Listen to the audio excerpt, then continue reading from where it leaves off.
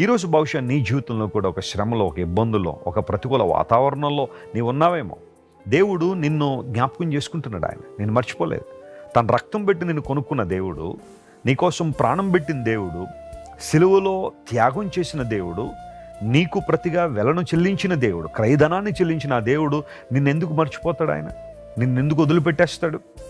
ఈరోజు ఇదే వాగ్దానాన్ని క్లెయిమ్ చేసుకుని ప్రభువును స్తుతించు, ఆయన ఆరాధించు. ప్రభువా, నన్ను క్షమించండి. కొన్నిసార్లు నాకు వస్తున్న ఆ బాధలను బట్టి, సఫరింగ్స్ని బట్టి, నేను ఎదుర్కొంటున్న హార్డ్షిప్స్ని బట్టి నేను ఇలా అనుకుంటున్నాను నువ్వు నన్ను మర్చిపోయావు అని. కానీ ఈరోజు నీ వాగ్దానం ద్వారా నన్ను ధైర్యపరిచావు. నీవు నన్ను మర్చిపోలేదు కనుక నీకు స్తోత్రాలయ్యా అని ప్రభువుని స్తుతించడం ప్రారంభించండి. స్తుతి మీ జీవితాలు మారుస్తుంది. దేవుడు ఎప్పుడూ నేను మర్చిపోలేదు, మరిచిపోడు కూడా. ఆయన నమ్మదగినవాడు, విశ్వాస్యత కలిగినవాడు, తన నమ్మకత్వాన్ని మన జీవితంలో రుజువుపరచగలిగే సామర్థ్యం కలిగినవాడు. ఆయన వైపు చూద్దామా?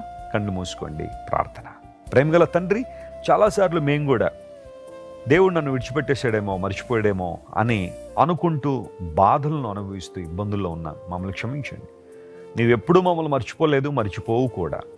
ఇదే వాగ్దానం మా మనసుల్లో, మా హృదయాల్లో నాటుకుని నీ కొరకు జీవించడానికి సహాయం చేయండి. నీ కృపలో వర్ధిల్లడానికి సహాయం చేయండి. నువ్వు ఎంతైనా నమ్మదగిన దేవుడు నాయన, బలమిచ్చువాడు కనుక నీకు స్తోత్రాలు. ఈరోజు మా పిల్లలు ఎంతమంది అయితే ఇబ్బందుల్లో, కష్టాలు ఉన్నారో వారందరినీ వాటి నుండి బయటికి తీసుకురమ్మని కోరుతున్నాం. ప్రభు మేలు చేయండి. అనారోగ్యంతో ఉన్న వారికి స్వస్థత ఇవ్వండి. ఇబ్బందుల్లో ఉన్న వారికి విడుదల దయచేయండి. మానసిక రుగ్మతల చేత సతమతమవుతున్న వారికి విడుదల దయచేయండి. ఆర్థికంగా చితికిపోయిన వారు లేవనెత్తండి. పరిపూర్ణమైన నీ బలము, నీ ఆత్మశక్తి ప్రతి ఒక్కరికి దయచేసి నీ కృపలో వాడుకోనండి.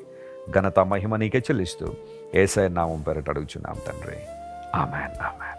God bless you friends. Have a wonderful day.